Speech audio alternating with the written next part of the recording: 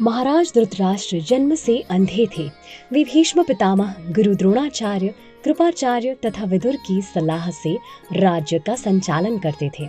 उन्हें कर्तव्य और अकर्तव्य का ज्ञान तो था, परंतु पुत्र मोह के कारण बहुधा उनका विवेक अंधा हो जाता था और वह बाध्य होकर दुर्योधन के अन्यायपूर्ण आचरण का समर्थन करने लगते थे।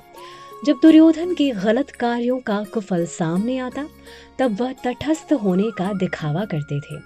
सत्य और असत्य का विवेक छोड़कर पुत्र पर अंधी वात्सल्य रखने वाले पिता की जो गति होती है, वही गति अंत में धृतराष्ट्र की भी हुई। उन्होंने अपने 100 पुत्रों की अत्यंत दर्दनाक मृत्यु का दुख झेला। धृतराष्ट्र परोक्ष रूप से पांडवों से जलते थे। पांडवों के बढ़ते हुए ऐश्वर्य और बल को वह सह नहीं सकते थे। दुर्योधन ने पांडवों को छल पूर्वक नीचा दिखाने के उद्देश्य से उन्हें जुआ खेलने के लिए बुलाना चाहा और धृतराष्ट्र ने बिना सोचे समझे इसके लिए अनुमति दे दी।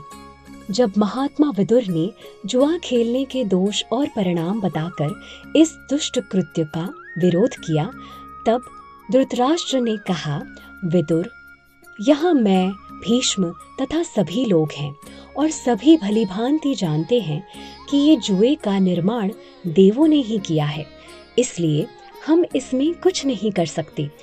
मैं देव को ही बलवान मानता हूँ और उसी के द्वारा यह सब कुछ हो रहा है।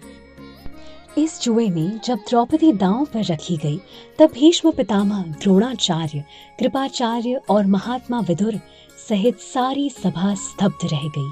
परंतु धृतराष्ट्र बहुत प्रसन्न हुए और बार बार पूछने लगे, कौन जीता, कौन जीता? धृतराष्ट्र के लिए इससे बड़ी निंदनीय बात और क्या हो सकती थी?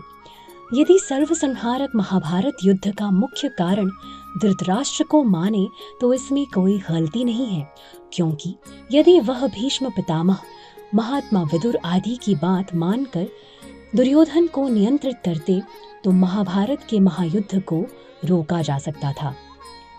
दुर्योधन ने पांडवों के लिए अपने हृदय में घृणा ही पाल रखी थी।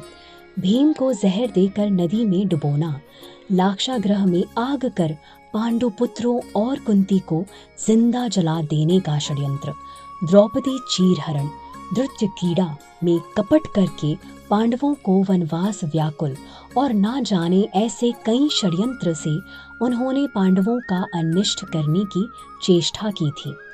और धृतराष्ट्र अंधे तो थे ही, पर पुत्र को दुर्गति की ओर जाते देख भी चुप रहना उनके महाअंधा होने की ओर इशारा करता है। अंत में जब उनका पाप घड़ा भर गया, तब धर्म युद्ध हुआ और उस महायुद्ध में लालची धृतराष्ट्र के 100 पुत्रों की मृत्यु हुई। अपनी लालसा की वेदी पर अपने सभी पुत्रों की बलि चढ़ाने वाले धृतराष्ट्र ने युद्ध समाप्ति के बाद भी भीमसेन को अपनी भुजाओं में जोड़कर मार डालने का प्रयास किया था, लेकिन अंत में शर्मिंदगी और हार स्वीकार कर धृतराष्ट्र को अपनी पत्नी के साथ आजीवन वनवास लेना पड़ गया।